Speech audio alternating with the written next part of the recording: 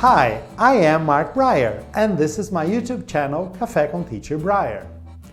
It's a great pleasure to bring you material on grammar, vocabulary, pronunciation, the English-speaking culture, and other elements of linguistics in a very simple way. This video is entirely in English, and it is designed especially for speakers of English at an intermediate level and above. You can watch it with or without captions. Today, I'm going to talk a little bit about one of my favorite British artists, John Constable. John Constable was born in the village of East Bergholt, county of Suffolk, England, on June 11, 1776. The beauty of the English countryside, where he grew up, played a special role in his life and had a decisive influence in his painting.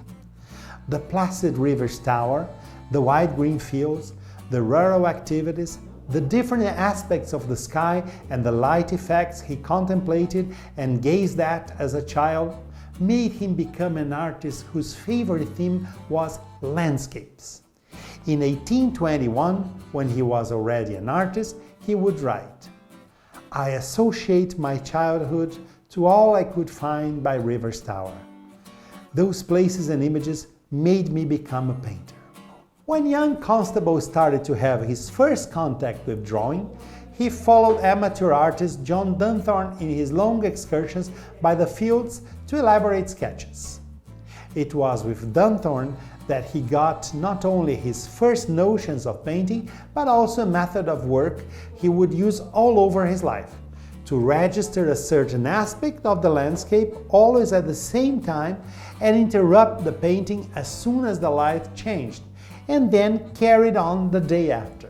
In February 1799, Constable moved to London, and in the following year he began to study at the Royal Academy.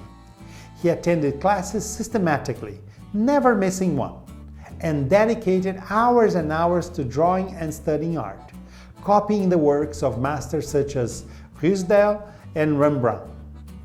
In his free time, he would read avidly, not only about art, but also about physics, especially optics, and geology, to better understand natural formations.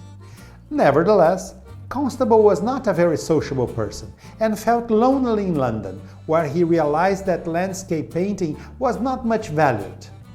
At those times, landscape painting was only supposed to serve as backgrounds of portraits and of mythological, historical, and religious scenes. As Constable's love of landscape painting could not give him the necessary financial reward, he had to count on his father, who sent him an allowance and helped him both survive and dedicate to his art. In 1809, he met Maria Bicknell, 12 years younger than him, to whom he managed to get married later in 1816, not before having to face all the difficulties that involved such relationship. No member of the bride's rich family attended the wedding ceremony, for instance. 1 year later, in 1817, the Royal Academy finally invited him to become a permanent member, and his paintings started to be seen more frequently in the competitive exhibitions organized by that institution. Yet, his works didn't sell very much, and it was only after 1824, when his painting The Hay Wain got the gold medal in the Salon de Paris, that his works started to obtain more recognition in England. It is said that the painting was sent to Paris without Constable's consent, so when Constable learned about the prize, he refused it. By that time, his wife was rather sick, so he didn't care much for honors. In fact, his wife never had a very good health condition, but gave him 7 children, the last one being born in 1828. The same year she inherited a fortune that put an end to the family's financial difficulties. Unfortunately, on that same year she died. Constable never recovered from losing his beloved wife, and although he continued painting until the end of his life, the old enthusiasm seemed to have been affected. He died 9 years later on March 31, 1837, from a sudden heart attack. He was buried next to his wife. Here are some notes about John Constable's art. His interest in landscapes comes from his childhood and from his contact with John Dunthorne. The landscapes of the French Baroque artist Claude Lorrain also impressed him deeply. William Turner was his rival. Turner quickly obtained great success in England. Most of his works, up to 1816, had small dimensions. He made many sketches in pencil and oil to study a scene exhaustively before painting it, taking notes of light effects, wind directions, clouds, and meteorological conditions. In many occasions, he started a painting in loco but finished it in studio. This technique influenced a lot the work of Impressionist paintings, who would come much later. The use of spots and lines in red and white are his most famous marks.